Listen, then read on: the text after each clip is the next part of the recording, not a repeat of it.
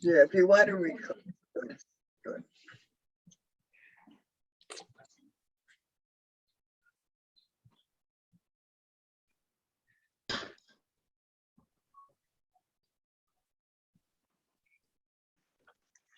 Where's she from? If you can I kind of say. don't think, she's not on the list. She must be a student. Oh, okay.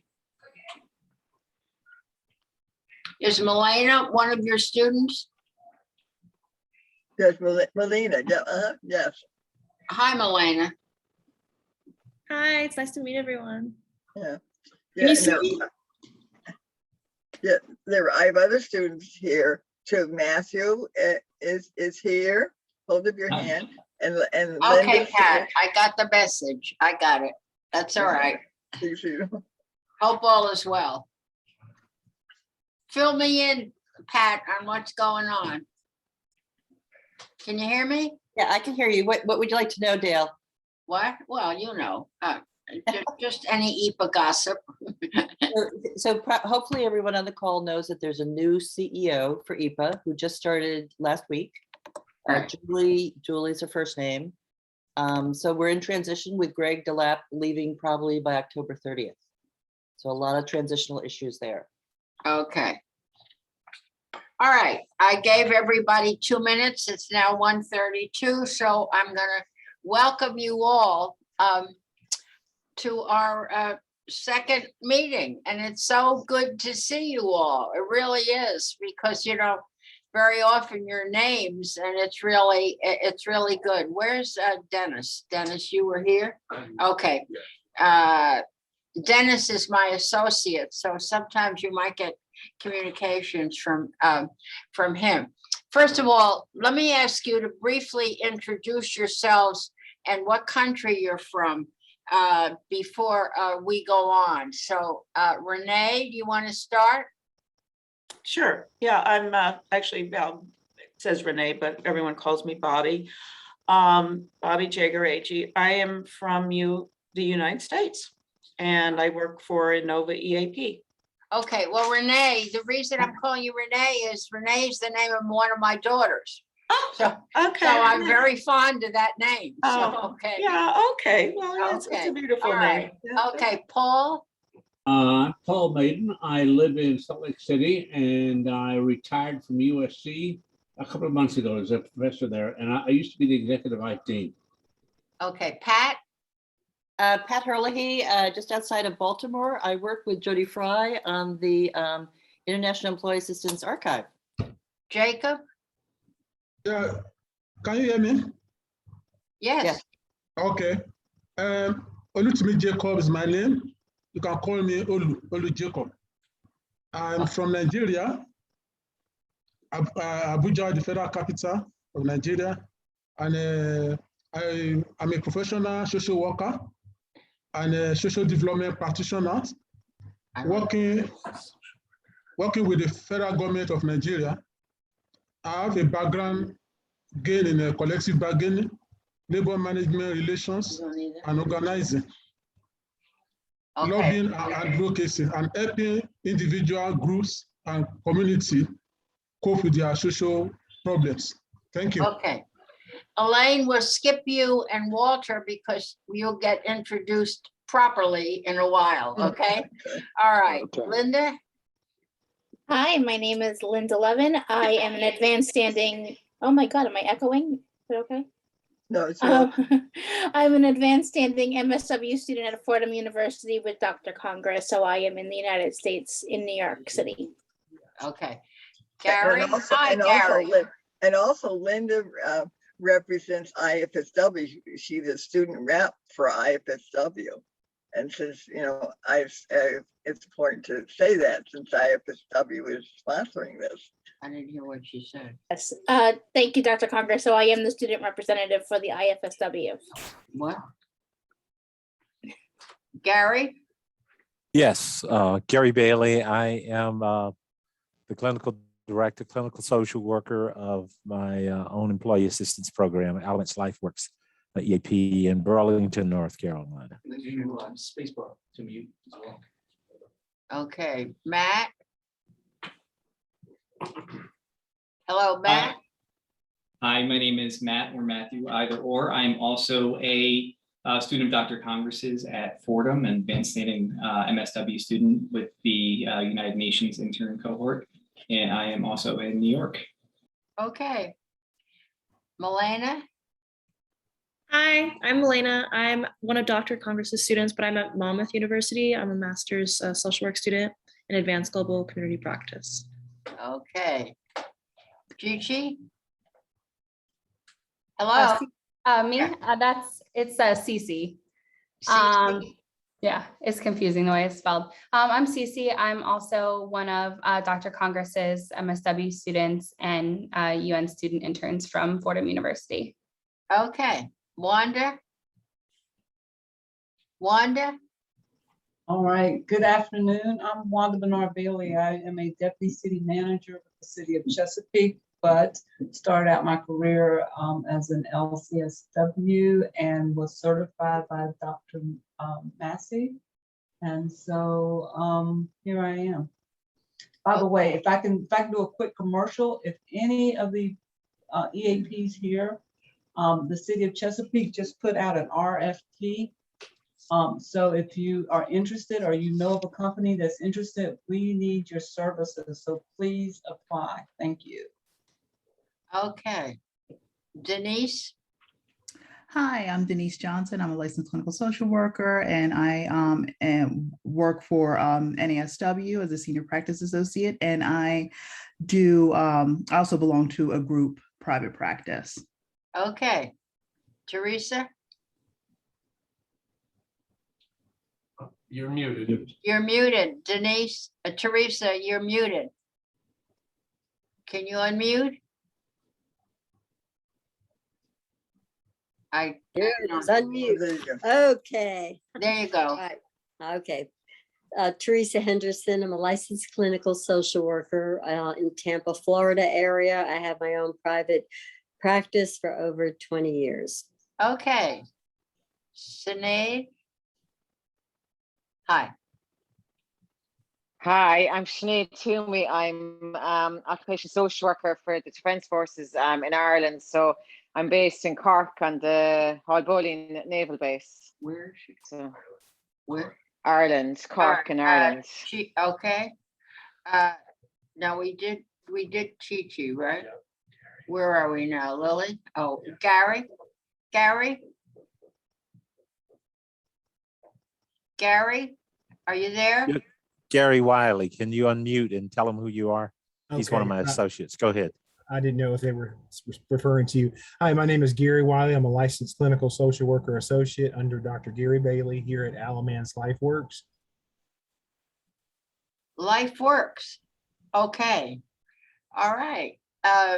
Which was Morneau, correct? Different company. Right. Okay.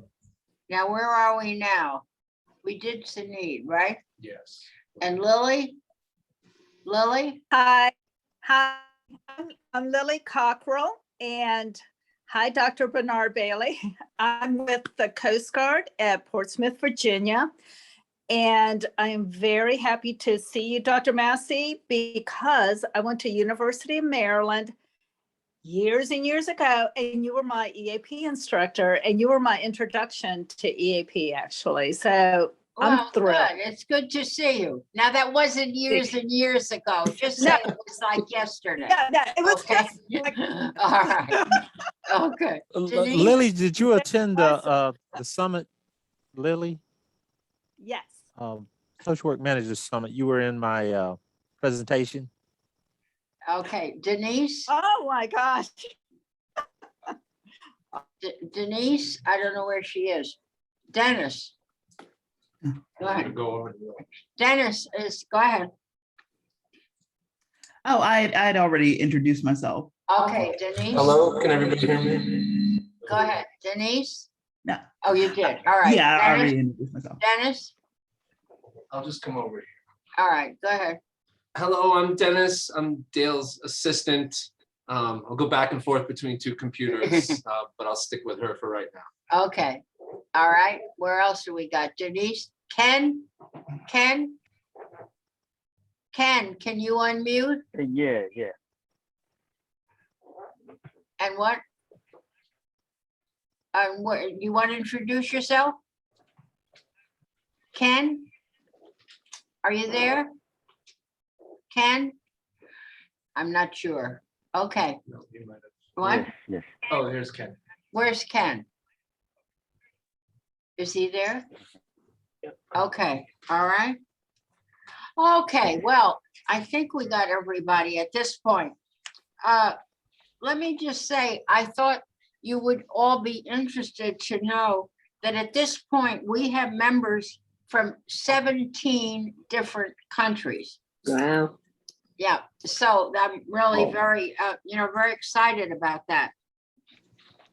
I want to welcome the students that are here, and we welcome students to participate. I want to thank you all for sharing your bios, and I would like to be able to share them with the whole group. If anyone has any objection to my sending your bio out, let me know in confidence and I will not send it out. But if I do not hear from you, you will be getting a package or a big one probably from Dennis in the next week or two, which will have the different backgrounds. And it's amazing. Like, for example, I've already put two, what's your name, Paul? Who's the one with Jody? McFadden. Paula McFadden and Jody Fry together. When I read their bios, I've read all your bios that you've sent. I found two researchers that look like two peas in a pod. So I put them in touch with each other. So if you have, any objections, let me know. But otherwise, we will be sending out your bios to the whole group. I'm really trying to develop a community. And so I saw that as one way to do it. I also, you have to bear with me, I'm just getting over a virus. In addition, if any of you have a particular publication that you would like to share with the group, let me have it and we'll see if we can send it out. Now, please don't send more than one, okay? Because there's a limit to what we can do here. But I would welcome any publications that you might have. I wanted to throw an idea out to you all. I've been thinking for the next meeting, rather than having speakers, that I thought we might have a general discussion. And one of the thing that I was just thinking about was, what are you seeing in your workplace as a result of the pandemic? I would be really interested to get that from different countries. In other words, are any of you seeing like women leaving the workplace? How many of you see your workplaces going, hybrid? How many are going completely virtual? How many are going back to the office? And are there particular issues that the workplace is facing?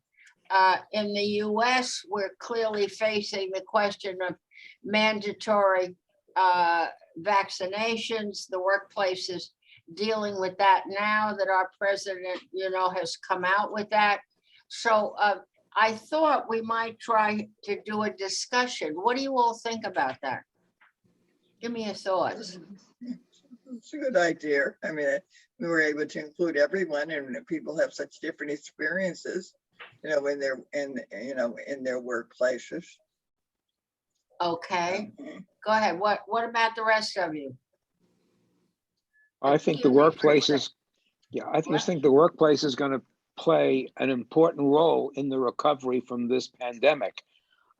People have jobs, and where they stand in those jobs has repercussions for their lives and for the organizations in which they work. Yeah,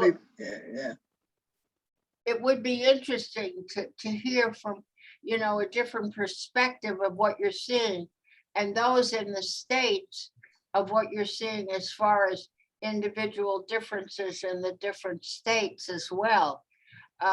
So I just thought you know, we might give it a shot. What do you think? Should we give it a try? Good idea. Okay. Yes, most All definitely. right.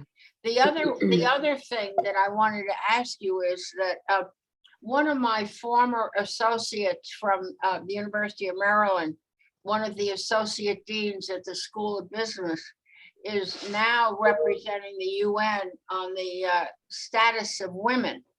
And I just wondered if you would be interested in hearing from her on that. I thought that was kind of interesting, how the UN is looking at that. If you'd like that, I can also, you know, have her possibly participate or come another time.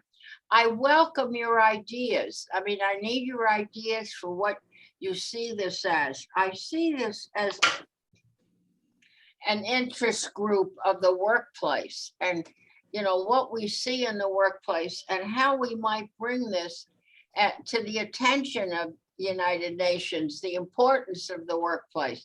So hopefully both of our speakers will all address that. But so am I hearing or seeing, you know, raise your hands or whatever if you think it's a good idea to have discussion next time. Yeah, absolutely. Yes, Okay. absolutely, yes. All right. And you'll be ready to participate then, right? Okay, that's good. And let me just say, I welcome any thoughts, any ideas you all have for this. You know, I might have to juggle sometimes because I want to make sure that we get the representatives. When I say we have 17 countries, I want to make sure that these times are not just, you know, accommodating the US, and I want to make sure that we get the other countries. We might try different time zones in the next area to see if I could get more, we can get more of the other representatives, but we'll see. Okay, any thoughts about this? So what I'm saying as far as the group? Oh my, come on now. What about these students? I could pinpoint the students now. Come on. What are your thoughts about the workplace and how we might say, I mean, it's such an important, I mean, that's underestimating it, you know, a role. And yes, okay, Renee. Yes, thank you, Dale. Well, actually, I attended, I'm a member of the DC EAP chapter, and we had our meeting this morning. So it's been kind of a long day of meetings, but it's been good. And they decided to make it into, you know, a discussion on that very topic, you know, and discussing what are you seeing in the workplace as a result of the pandemic. And so actually it was really good participation. We had 36 people on the call, which was really remarkable. And those of you who've attended, maybe you've attended those meetings in the past, I don't know, but a lot of internal EAPs are part of that group.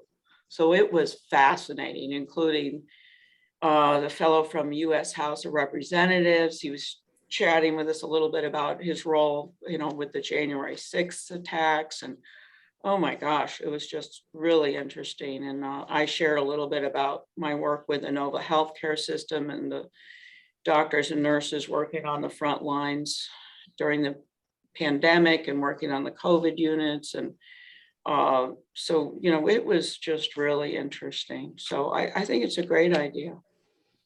Okay, okay. What about the rest of you? Any thoughts? How about you, Paul?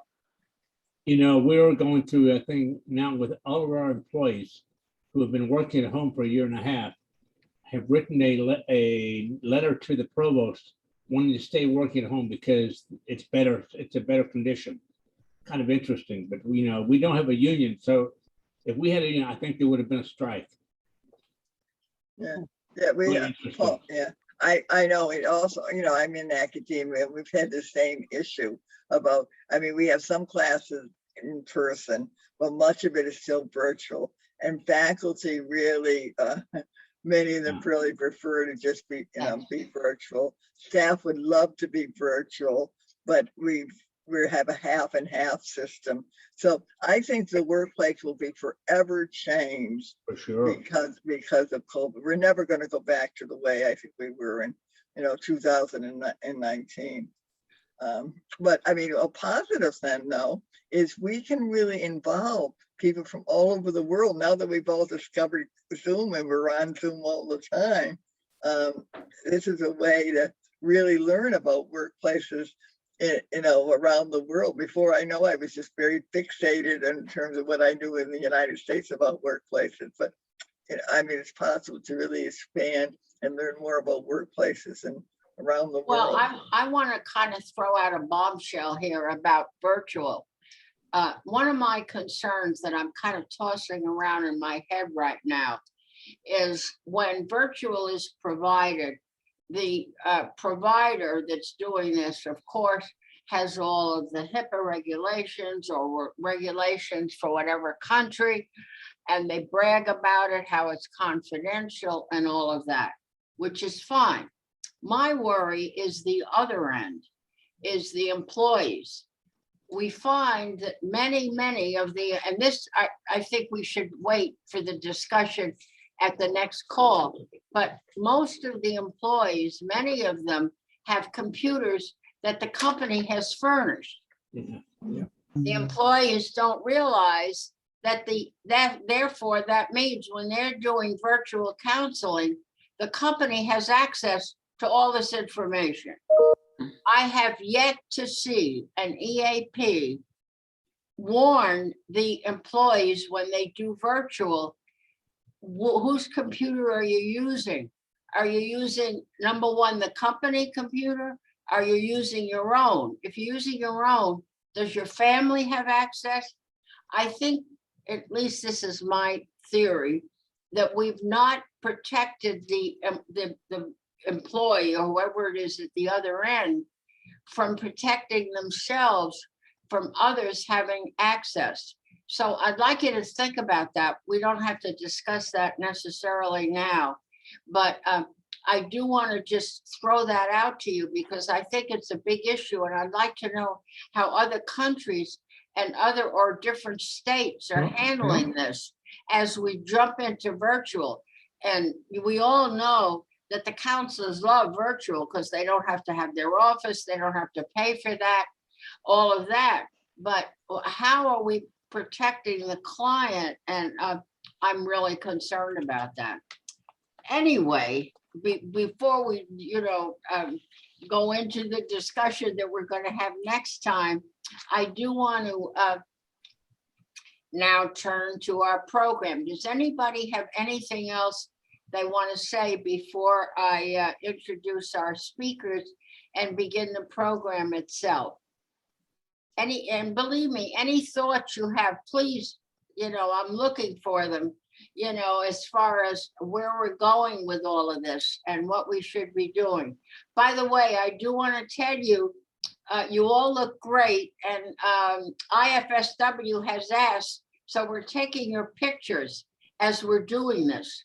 So because their IFSW is going to have them, I'm going to post a lot of this on my website, but I don't know what, but IFSW has asked us to take pictures as we're talking and doing this. So I thought I'd tell you now, okay, after the fact, you might say. So in addition, we are recording this. So if you want to, it will be on my website, so you can have access to it if you'd like, particularly, maybe what Walt or Elaine tell us, that you might want to reference or anything. It will be on the website. Are there any comments or questions before we move into our speakers? All right, I am now going to introduce, excuse me for putting on the glasses because I want to make sure I have all this. Dr. Walter Reichman. And Walt, it's so good to see you, and thank you for participating. And he's taking time from his family. He's in Los Angeles now with his family. Is an organizational psychologist who is a partner in a psychologically based management consulting firm, Org Vitality. He is also the main NGO representative to ECOSOC. Do you want to tell the group what that is, Walt? It's the Economic and Social Council of the United Nations. Thank you. From the International Association representing applied psychology, and he's emeritus professor of psychology at Baruch College and the Graduate Center of the City University of New York.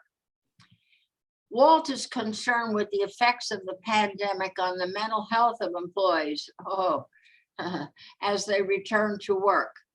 The effects of psychological disorders and substance abuse have negative implications for the well-being of employees.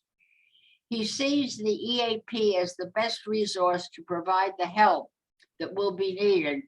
It will require EAPs to take a more active role, and we want to hear about this within the business organization to promote their services.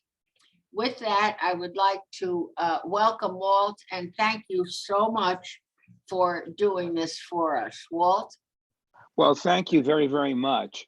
I'm going to talk about the United Nations rather than talk about my sense of the EAP and mental health. I think that might be a good conversation for the next meeting. I'm also going to put on my glasses, and what I've noted that from where I'm sitting here in Los Angeles, there is a glare on my glasses. So I apologize for the glare that you're going to see. So I'm going to put it on because my notes are in front of me.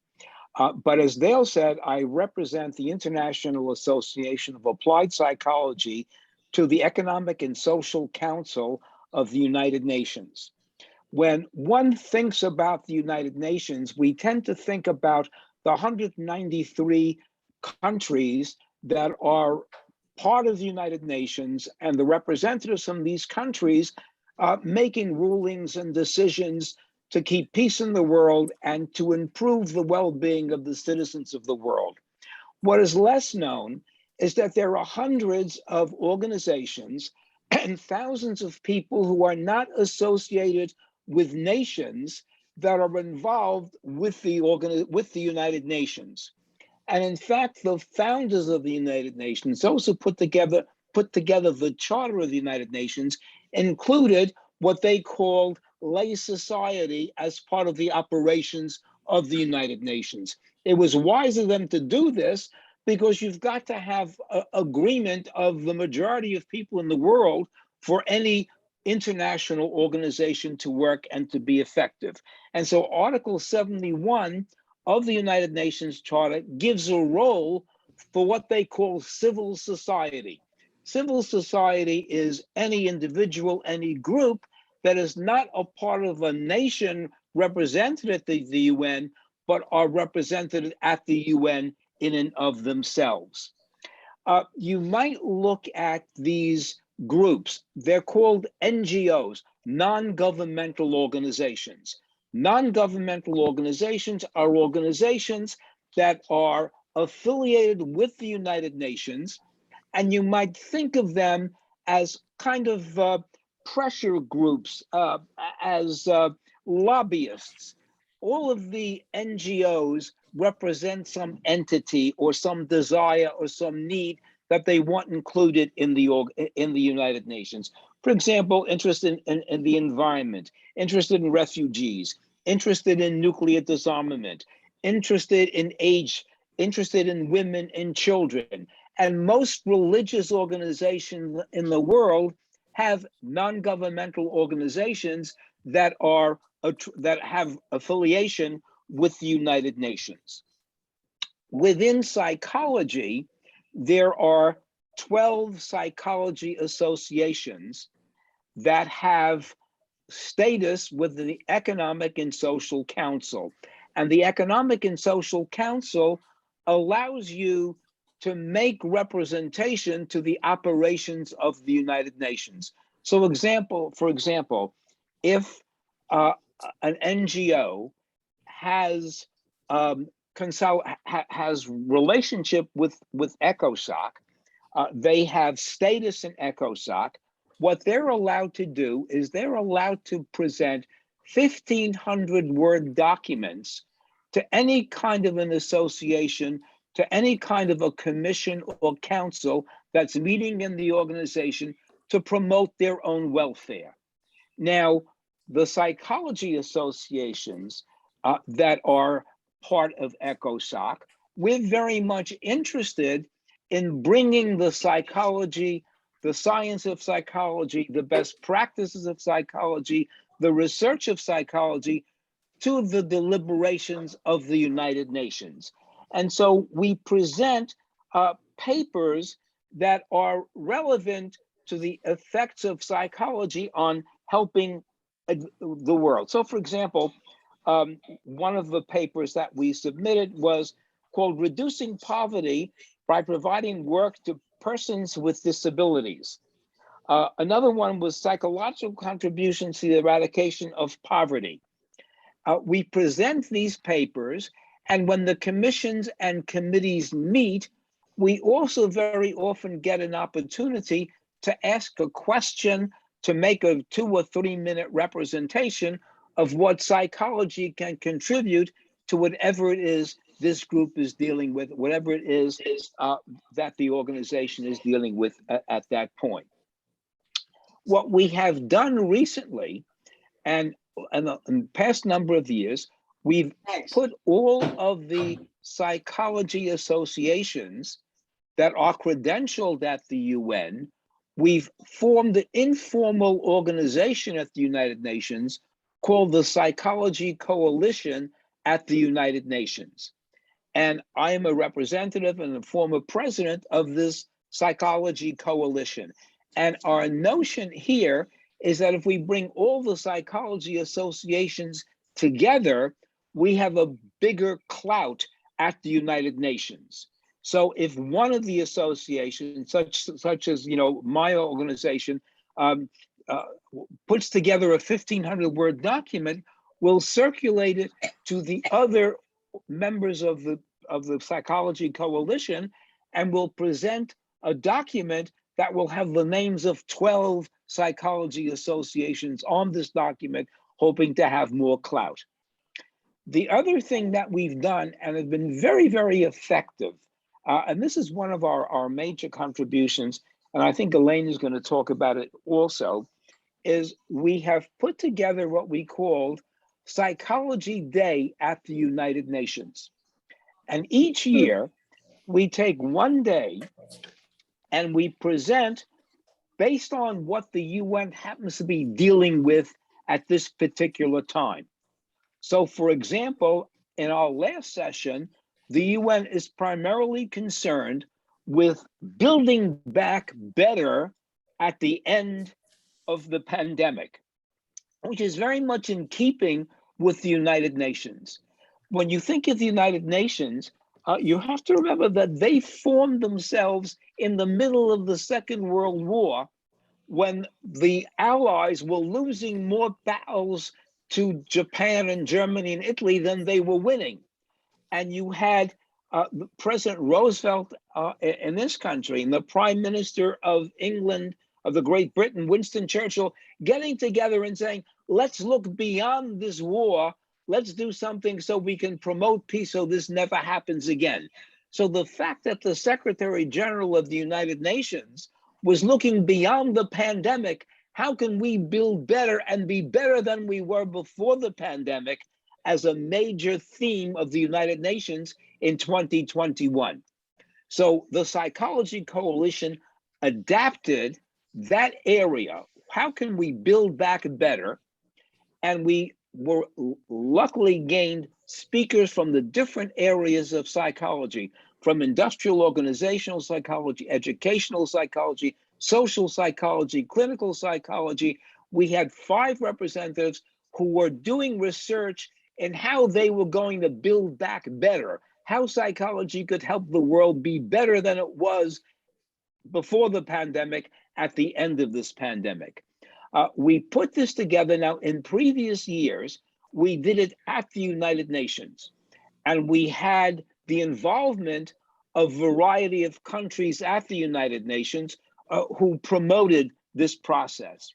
Once the pandemic occurred, we no longer had access to the United Nations, and so we did this virtually.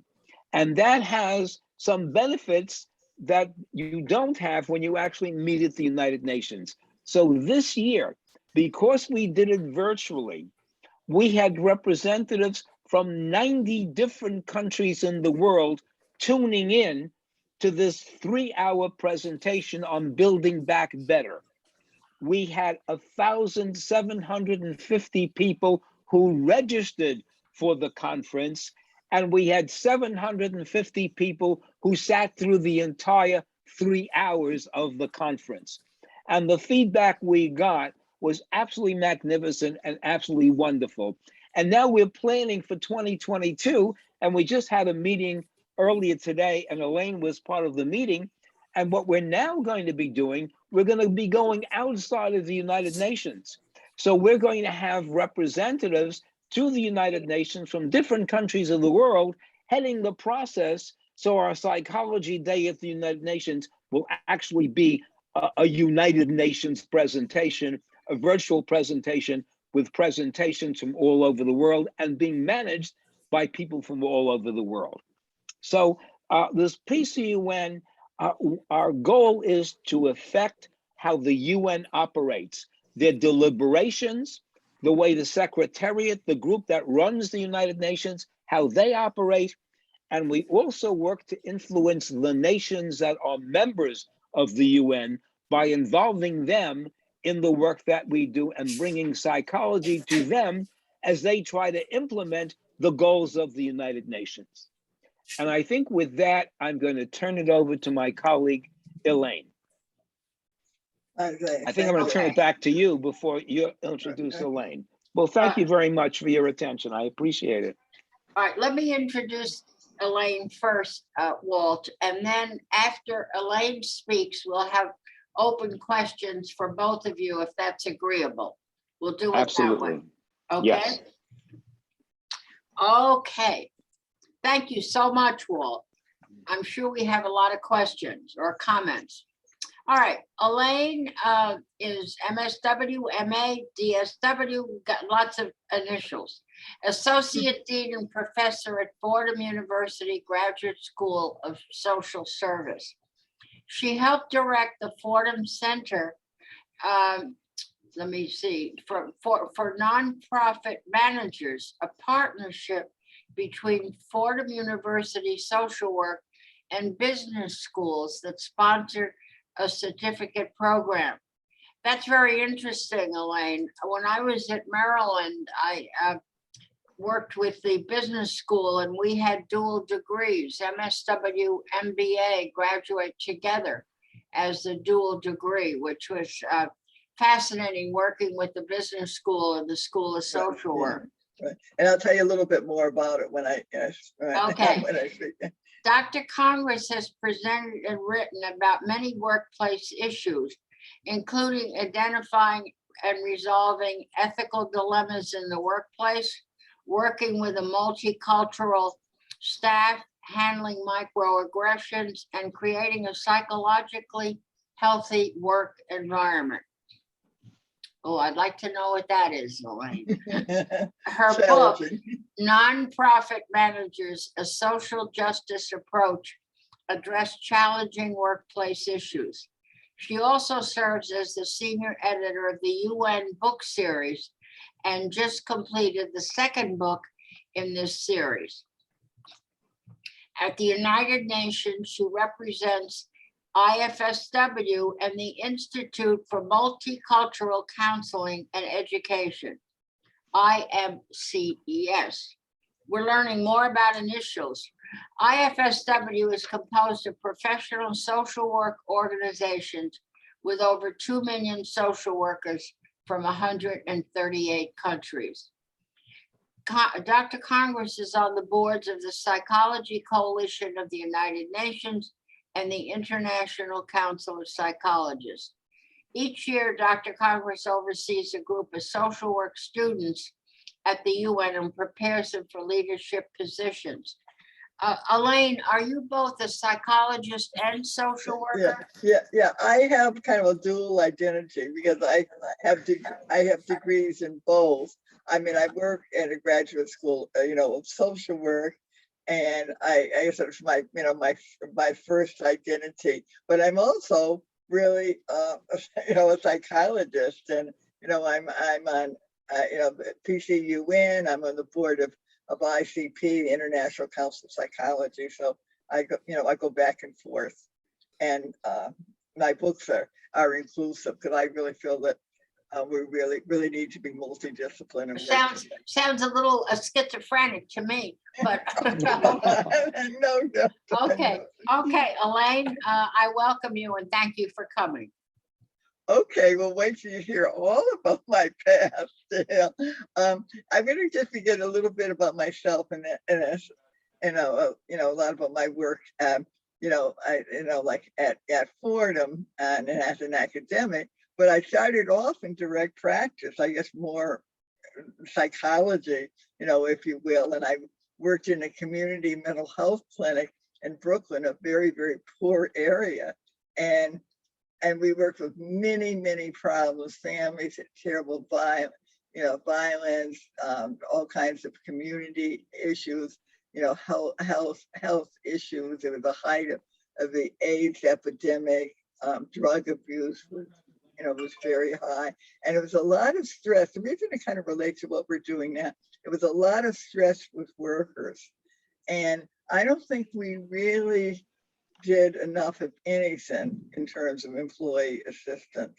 I mean, I used to try as a supervisor, to work with my staff, but there were so many stresses within the workplace in terms of working with the clients we serve, not to mention that workers had a lot of stresses in their personal lives. So there's kind of I don't know, baptism by fire, how I first started this work. Then I got my doctorate, and I went into academia, and I was really happy to be part of of directing the Fordham Center for Nonprofit Leaders. And this, again, as Dale had said, it was a partnership with our business school, which I think is very important. In the beginning, my friend said to me, "I can't believe, Elaine, that you're partnering with the business school, business and social work. How's that working out?" But it worked out really well, because very often business schools now, they have a course on ethical business practice.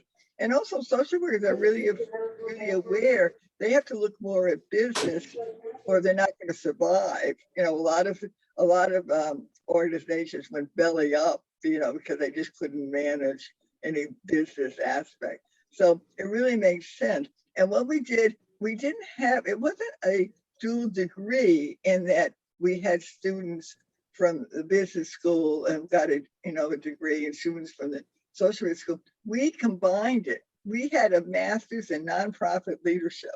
So it was really with the integrated curriculum, with business school teachers teaching some courses, social work school teachers teaching others, and some of them even like some integrative courses, which is, worked out very well. And we produced a book, and now this will be my challenge in sharing screen. Let me see if I can just show you the cover of the book that we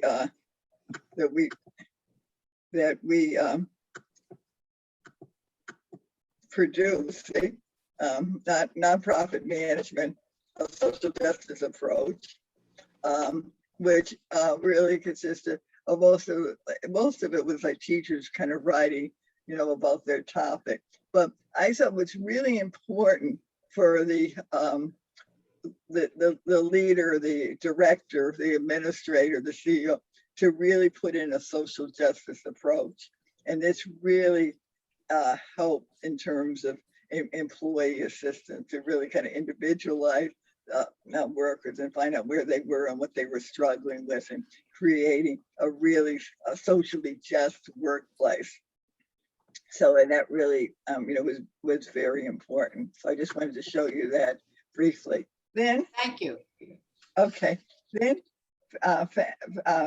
fast forward, I went to the UN and I became a representative for the International Federation of Social Workers, wearing my social work hat, and also a representative for the Institute for Multicultural Counseling and Education Services, wearing my psychology hat. But it was very familiar for me because I've written a couple books on multicultural practice, working with families. So I very much in a multicultural mode. At the UN, and I think we know a lot about IFSW, that we're in 138 countries. We represent professional, organizations, probably several million social workers. And what I've done, and also, thank you, Walter, for really describing it. I think often students feel, oh, well, I'm going to be going to the UN General Assembly and I'm going to be sitting with 193 countries. It's not quite like that. Those are member states. Then there's this huge secretariat, and the secretariat is really the staff. And then there's us, and we're the NGO community. And there were thousands of us who are accredited. And IFSW, I'm happy to report it, is accredited. A number of psychology NGOs are accredited. We're working on getting PCUN accredited, so I mean, this gives you a lot of power to go to meetings and to advocate at meetings. Another way to really work in the UN is to get involved in different committees. And I've been involved with many different committees. One of them is the Committee on the Rights of Indigenous Peoples. Now you may say, oh, that's a little unusual. How many Indigenous people do we have in New York City? But there are more than you might think about. And I'm really kind of concerned about when you think about kind of the rights of threatening countries all over the world. So I became very involved with that. And there's a big 2-week conference in April that we participate in. We kind of advocate on all kinds of, indigenous issues. And also it's very important in terms of IFSW, because I understand now there's a new commission just for focuses on indigenous peoples and issues. So I think IFSW is really looking more toward indigenous issues. And this is something we really try to make the UN more aware of, because there are many indigenous peoples living in countries all around the world. So now some of the other committees, probably the largest one is the Committee on the Status of Women. In fact, there was a meeting today that many of us participated in. And they put on a 2-week conference in March. We go there, and we advocate on whatever the issue is. We also, another thing we try to do is we try to arrange mission visits to go and go to the missions and kind of tell them about our views on different topics. Other committees I've been involved with are the Committee on the Family, Committee on Aging, and then mental health. And this really, I'm vice chair of the NGO Committee on Mental Health. And this really relates to, EAP and workplace issues. I mean, there's so many kind of mental health issues that can affect us in, at the workplace. And I think it was always a problem, or an issue, but I think now with COVID and everyone's having their own particular story and history with COVID, people are very ambivalent maybe about going back to the workplace. There are even more issues to be addressed. Now, another thing I just wanted to say too, we have Social Work Day at the UN also. This is our, last year was our 37th year of, Social Work Day at the UN. And we have social workers from around the country who come. As a hot ticket item, we go online, say at 1 o'clock, and by 1:10, there's no other seats left. I mean, this is the way it used to be pre-COVID, and that's when we had this a room for 600 people. So, and immediately people would come in for the weekend and bring home classes and all. Anyway, going forth now, and this is a positive sign of COVID, we can have many, many more people. And, last year we did it online and we, had many more people. And this year, I think we may be doing it, also online, but I can certainly give you more information about that as we go forth. I think just in terms of EAP and organizational stress and where we are now, I think there are more, I think there are more mental health issues that people are struggling with now, kind of post or declining COVID. I mean, for one thing, I'm sure we've read it. Alcoholism has really increased when people haven't been going in regularly to work. And so, that's something I think we're, which will be a workplace issue for people. So we have, and also it's very, I think we've really found out with COVID, many people with children at home and schools weren't open. And so there was additional stresses, and that's still uncertain now. Are schools going to remain open? There are mothers who work in the workplace going to really have a lot of troubles with schools closing down. I think that EAP is needed more than ever now. And I think in some ways we have to, I don't know how much companies are into starting EAP programs, but I think as leaders and as directors, we can help provide a positive work environment. And I think that almost minimizes the need for, for counseling if someone has such personal problems in the workplace that they can't function. Because really, when you think about half of your waking hours are spent at work, and work related activities. So anyway, so just kind of going forward, that's, I guess, really what I wanted to say to you today. If you want to get in touch with me, I'm congress@fordham.edu, and we can talk about any of these issues. Thank you very much. I want to open this up to questions or comments. I would like to start with a question to both of you, Walter and Elaine, and then, see where we go from there. One of my concerns is the workplace. What I heard from both of you was very connected with nonprofits or the professions of social work and psychology. My worry is, where is the for-profit? I assume, Walt, that none of the NGOs are for profit. I think that the workplace basically is for profit. And how we deal with this, and as we look at EAPs as a resource, the problem with EAPs now is that it's very much for profit.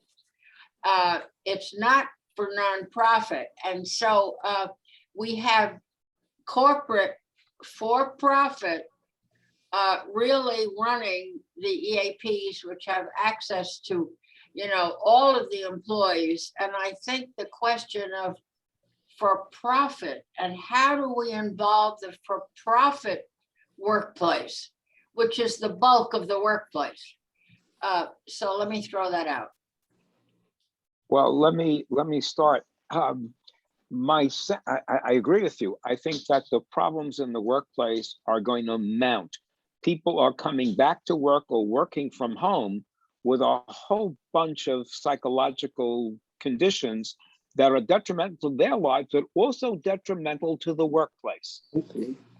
And in my way of thinking, and I'm sure you remember this, I think Paul Maiden is on there. We've knew each other a long time ago and worked together. The old EAP model, I think, is applicable to what's going to happen now in mental health as we come back to the workplace.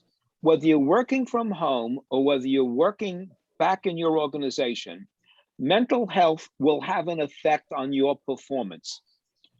And one of the things I think we have to do is broaden out what we mean by performance. So performance is not just the number of widgets that you do per hour, but performance involves your contribution to the organization if you're an executive. It involves your procrastination, your lateness, your number of absences, and all of these other pieces ought to be taken into consideration when you evaluate the performance of an employee. And then the old model was that if you're a manager, you are responsible for the performance of your employees. You have every right to confront your employee and say, there has been a decrement in your performance, and here is the data for it.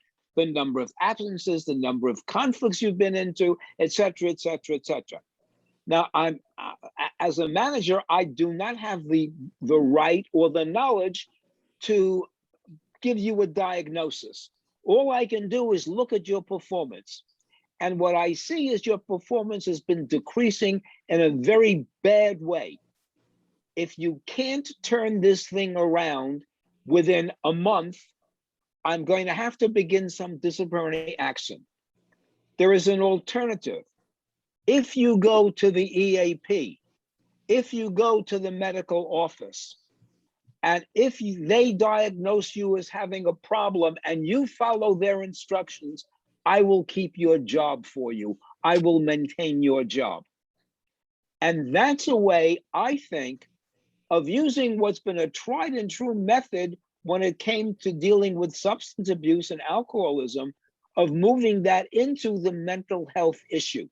So the manager takes responsibility, but not as a diagnostician, not as someone who offers treatment, but does his job by monitoring job performance and saying, if you improve your job performance, and here is a way you can do it if you accept the help that we will give you. I think that would be an effective way of moving forward. Yeah. Well, okay, I feel. I was going to ask Paul to comment in a minute, Elaine, okay? Oh, okay. I ahead, want to, Paul. I want to, okay, I ahead, want to say Elaine. something. Oh, Go ahead, I was just Elaine. going to Go say. ahead, Elaine and then Paul. Okay, Okay, well, go ahead. I think it's kind of more of a hardball approach than I do, because I like to avoid that happening. I don't like to start off critical. I like to really try to find out where that person is coming from and what led up to be like him being absent, all this time. I mean, what is it? I know we're not therapists, we're employers and all, but I think, I mean, especially now in this terrible crisis and the way people have been affected, I'd like to find out where the person's coming from. And I also like to really, and there's a real problem, a lot of people just see it as a job and they're not connected to the organization, but I try to engage people to be part of the organization. Like, well, why do you think we should handle this problem? Or what suggestions do you have? So it's not just me giving them all these orders from up above, but to really kind of engage them and make them feel and help them to feel part of the process. Because then I think they become happier and more satisfied, and it's less likely, to be absent. Okay, maybe they're absent because they have a sick child, they're always running to the emergency, but maybe there's a real reason for their absence. So I like to use that approach. Okay, Paul, do you want to comment? And Sure. Paul, I'd really like to hear your comment about what I brought up about the for-profit population, the corporations, and getting them more involved. Just one, thanks for the acknowledgement, Walt. I think we both didn't dye in our hair, do you think? Been a few years. Dyeing it white, yes, right.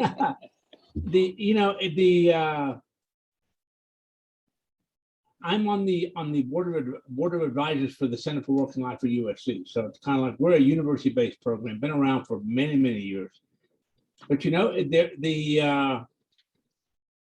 with these companies going for profit, it's to me the EAPs have kind of become commoditized. and we see a lot of programs that are offered that are just kind of add-ons. So, well, if you buy this, we'll give you this, so, I think the whole for-profit thing has really damaged us. Has damaged us, has damaged the field, and kind of made us secondary to health insurance and managed care and all those other things. So, I'm troubled by where the field is going, and it doesn't look very good from my perspective. I think, well, can we look for common ground? I mean, we think we're very different than nonprofit. I mean, than the for-profit, because obviously money is not our great goal and all. But I just know when working, trying to work with people who really have very different ideas. Is there anything we have in common with profits that we can kind of at least talk together and work together? We both want to have employees that are happy and well functioning. I mean, so we have that, that's a shared objective.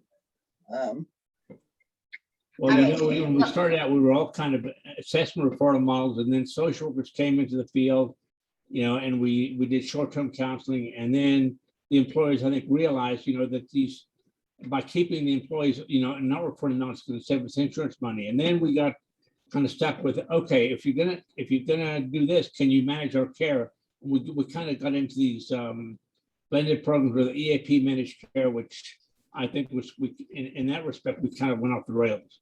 I don't think it was helpful to us, but the fact is, we were able to do it, and we did it. But I think these employers are realizing that we need the EAP, but other insurance companies have bought all these programs, and they are now offering them basically, well, you buy this, we'll throw in the EAP, like it's kind of a secondary program.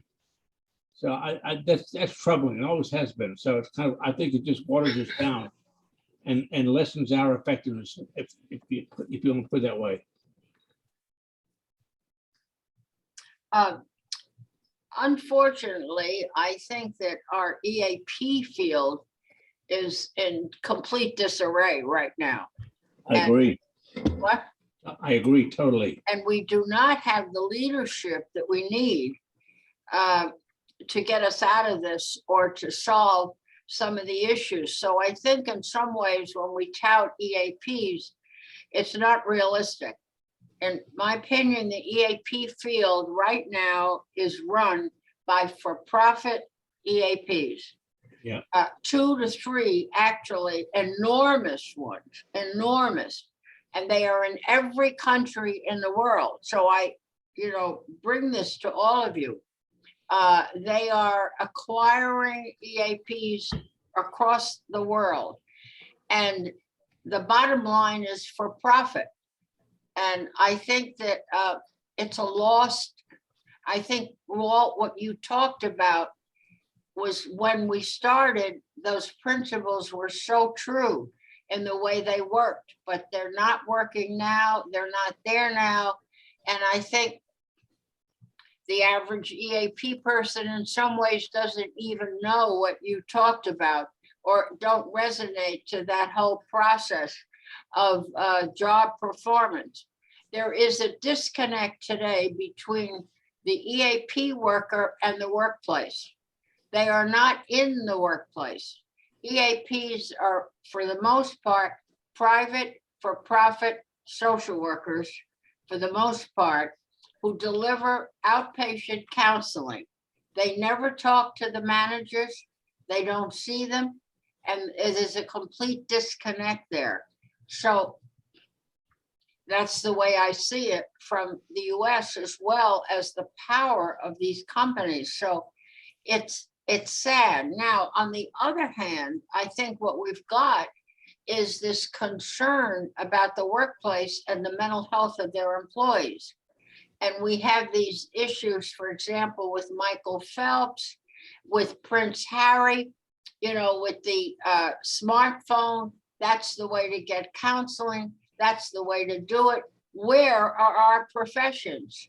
Where are the professions around the world not raising up their arms and saying, hey, you don't do counseling with a smartphone per se? So my bias is probably coming through here. But I think that there are bigger concerns here that I don't see the professions picking up at all in assuming some of that responsibility. And unfortunately, the workplaces where, as Elaine has said, is where most people spend a great deal of their time. So it's, I think, very tough. Matt, what do you think? You're nodding your head there. I think it's really interesting, a lot of what has been brought up, particularly how you brought up management as well too, because one thing I was thinking about forward thinking after the pandemic, it's really been a time of reflection for a lot of employees and a lot of employers as well. Then there's been major shifts. And with the disconnect that you're talking about with EAPs and businesses, the issue of the for-profit EAPs probably getting more play from for-profit businesses because they speak the same language aside. Is there any path forward to kind of a more holistic plan for EAP in businesses going forward, where it's not just the outpatient counseling and things of that nature, but also more of a presence of actually working with the management and training them to have more of an empowerment structure instead of just a pure punitive or bureaucratic structure, to really foster that positive mental health, while also being a value add to those companies to want to go to a EAP that is going to do that instead of one that's just controlled by a major company. Yeah. Who would like to comment? Elaine? Well, I just think EAPs can't be the way that they were. The world is very different, when we first, worked with EAPs.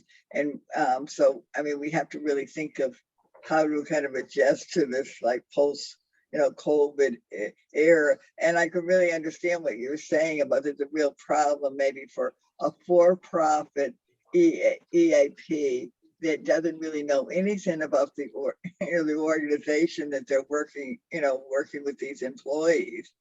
Just like in social work, you all know how you're required to have your supervisor supposed to be on site.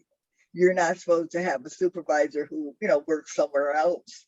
It's really required, and because obviously a supervisor who works within the organization knows much more about what's going on. And I think that's true in terms of EAP. If they are really connected with the organization rather than just some independent practitioner to help you with your mental health problems. Okay. All right. Really, Gary, excuse me. Okay, Gary and Jacob. Go ahead, Gary, and then Jacob. Go ahead, Gary. You had your hand up? Yes. Can you hear me? Yeah. Can you hear me? Yeah. You can hear me? I see him, but. Yeah. Holy. Okay. I'm assuming that you can hear me. Anyway, I want to speak to two things. One, the for-profit. I'm a small for-profit EAP, and I find it difficult to compete with a not-for-profit company that has an EAP but does not have a certified EAP professional in the entire organization. So I kind of wanted to say that you can negate that, for profit, not for profit. I think if we have a professional association that speaks to what EAP is, then I think that is the focus. The other piece of it is about the, I think you mentioned Michael Phelps. He's advertising for Talkspace, this telehealth. And I actually am a provider, but I do have some concerns about telehealth in that I have been sent clients from Turkey to Canada, and I practice in the state of North Carolina, so they're not regulating. I think we probably do need to look at some kind of multi-state kind of licensure, but right now I'm licensed in the state of North Carolina, so I keep trying to communicate to places like Talkspace. We do need telehealth because we have to be resilient and responding to the needs of clients, but we do need some more ethical kinds of controls on this whole process. And yes, the professional, we need to have some kind of professionals at the table speaking to this.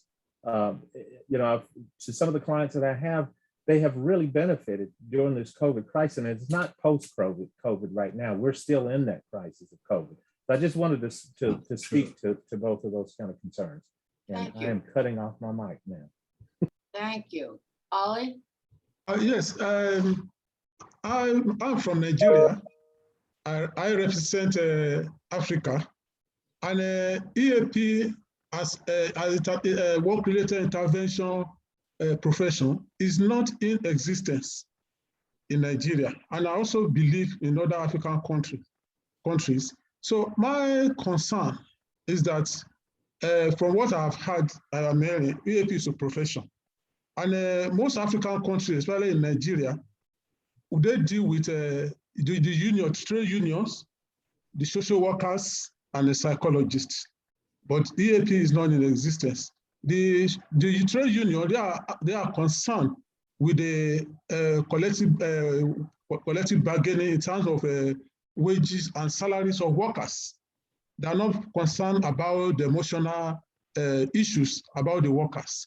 So there is need for EAP to be institutionalized and as a group or as a professional body in Nigeria and other African countries. And I also want to ask a question that because there is a link between social worker and psychologists. How can psychologists and social workers collaborate to address workplace related issues? That's the two professions, psychologists and social workers. So that's a question. Thank you. Elaine and Walt, do you want to respond? Walt? Well, Okay, go ahead. I just want to make sure I understand the question. Go ahead, Elaine. You take it as the social would- worker, I'll take it as the psychologist. Go ahead. Yeah, okay, I want to try to understand more your question. Could you just repeat your last thing you said about the question about, or you mean what our particular professions do, or in terms of EAP, or in terms of the issue of workplace? Yes, I was saying that the trade union deal with the salary and wages of workers, in terms of collective bargaining.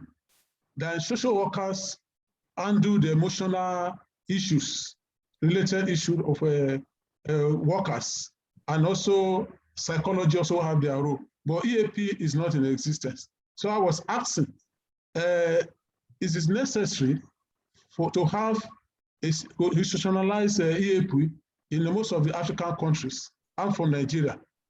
So that we in a workplace, we have social workers, we have EAP professionals, we have a psychologist, in order to address most of the issues confronting the workers.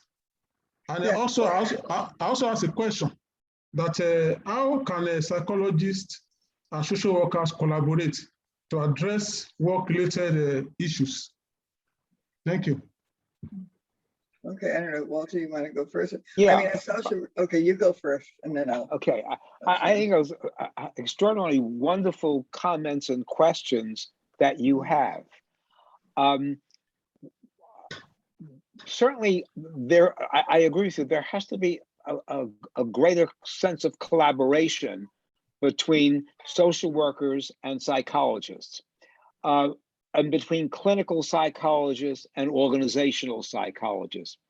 What I would like to see happening would be for business organizations to put together a model for handling mental health in their particular organization.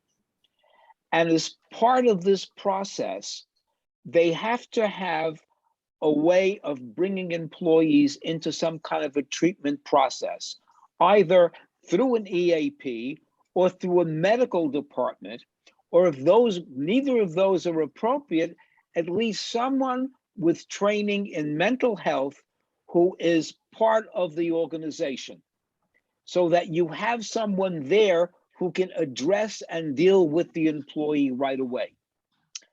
I think that part of what management has to do, what management needs to do, and what I think organizational psychologists and social workers can do, is to help them to put together this kind of a plan. So they recognize what mental health issues are, how mental health issues affect the workplace, and how to deal with people in the organization who they perceive as having mental health problems.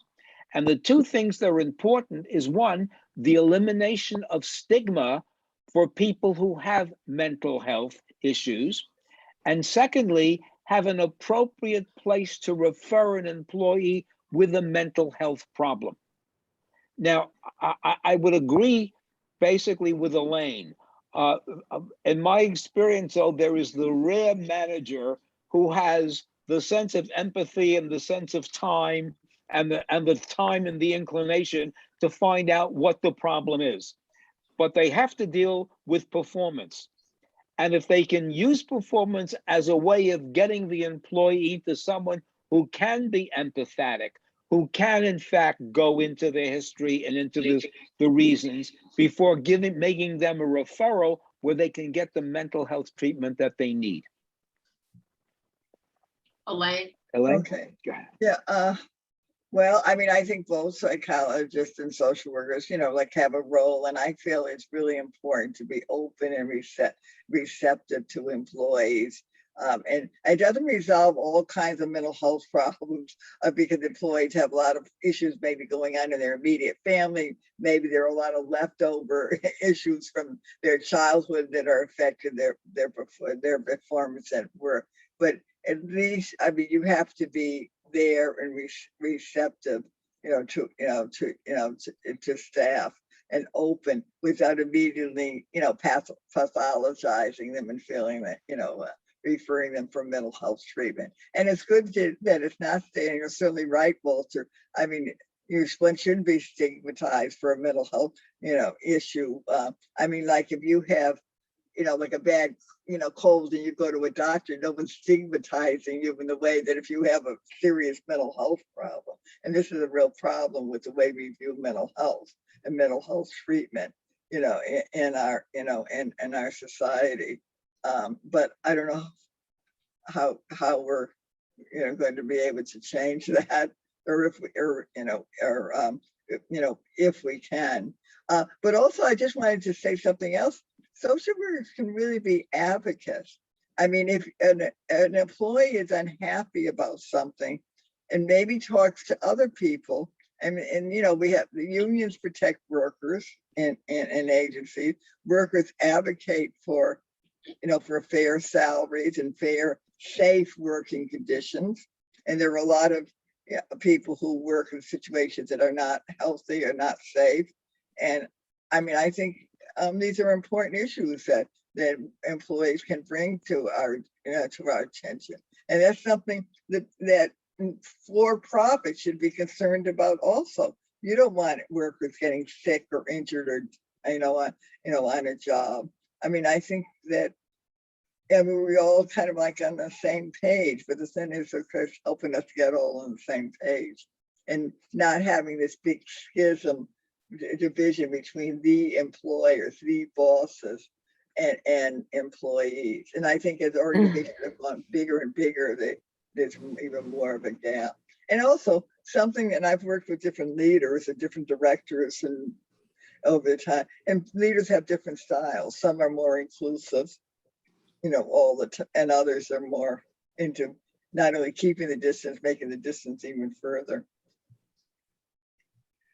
I just want to throw something else out there. I noticed that we keep using the term mental health, but in my opinion, the big problem that the workplace faces, and they know it, is addiction. And we haven't addressed that.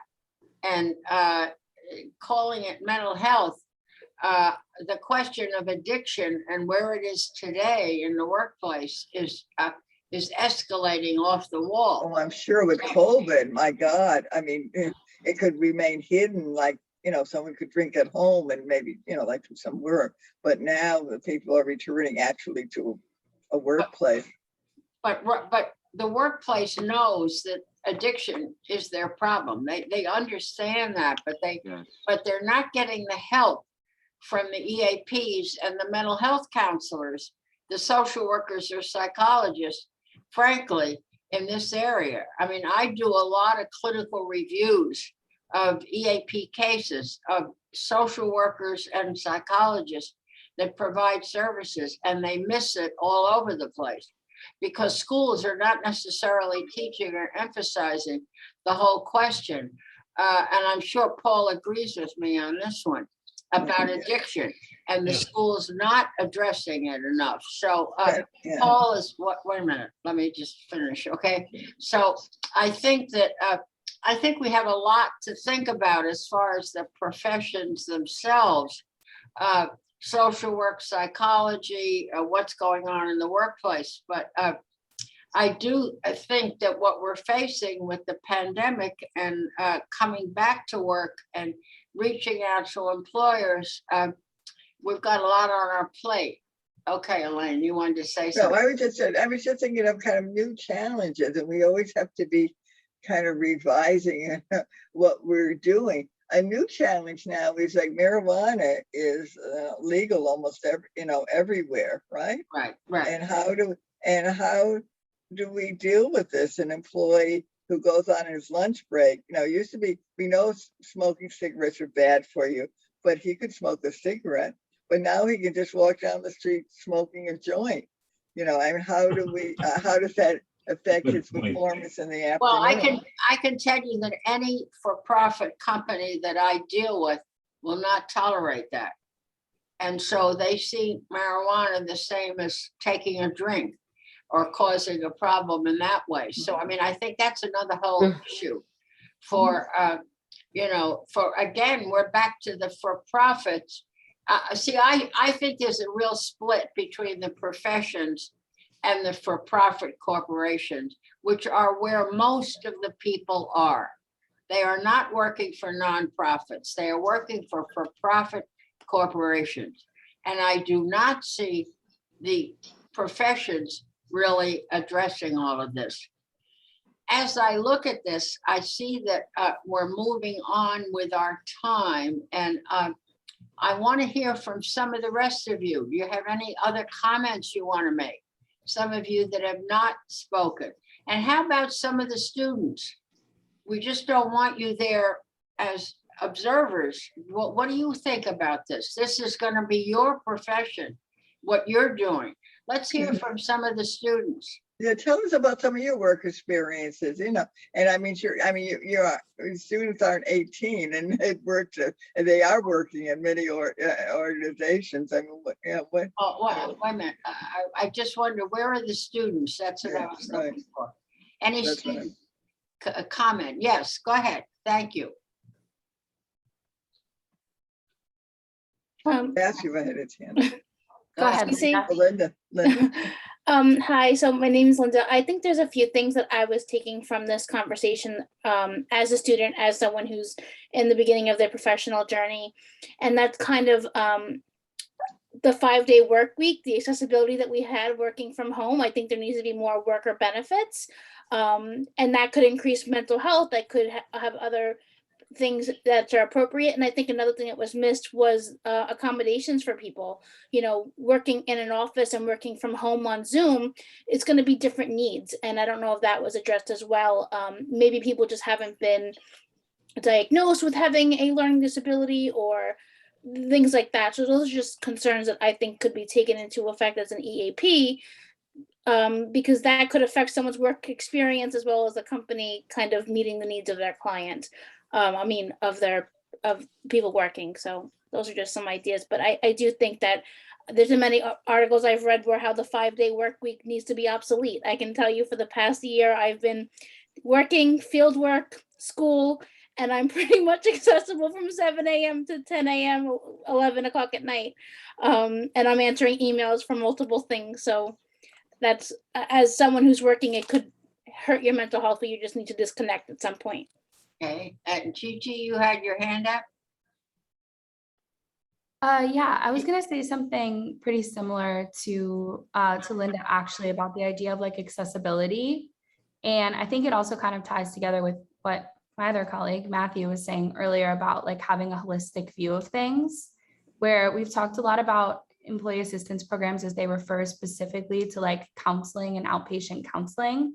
But I think that there are, you know, a lot of other things that go into that. And I think one thing the pandemic has revealed to a lot of people is that, you know, there's a lot more that goes into mental health beyond just, are you someone with a mental illness or are you not someone with a mental illness? And we learned kind of how social interaction and the ability to go outside and the ability to like change your surroundings and like all of those kinds of things are so important. And so I think as we like integrate back into the workplace, it's important to understand like, how can we incorporate some of those other elements of mental health into these employee assistance programs? You know, can we focus on like nutrition, on spending time, you know, not just sitting in a cubicle for 8 hours, focusing on how to improve accessibility. You know, for some people, Zoom was really terrible and really hard, but you know, some people with disabilities who aren't able to commute to an office every day are able to now have a 9-to-5 job if it's on Zoom. And so like figuring out how to like hybridize things and how to make it a more holistic view overall, I also think is really important.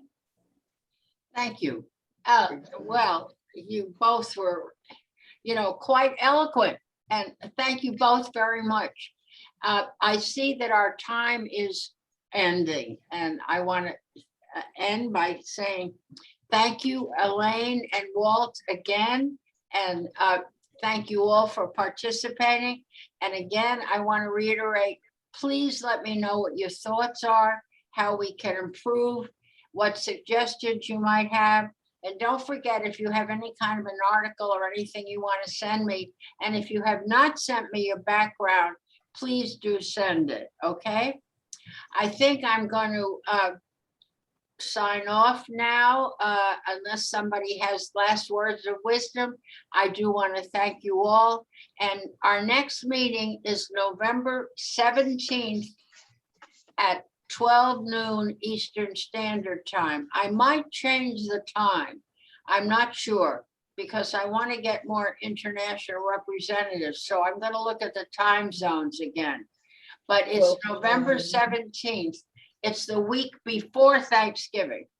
And in the meantime, be well, and I'll be in touch, and let me hear from you. Bye-bye. Right. Bye-bye. Thank you. Thank you. Thank you very much. Bye. Thank you. Okay. Thanks.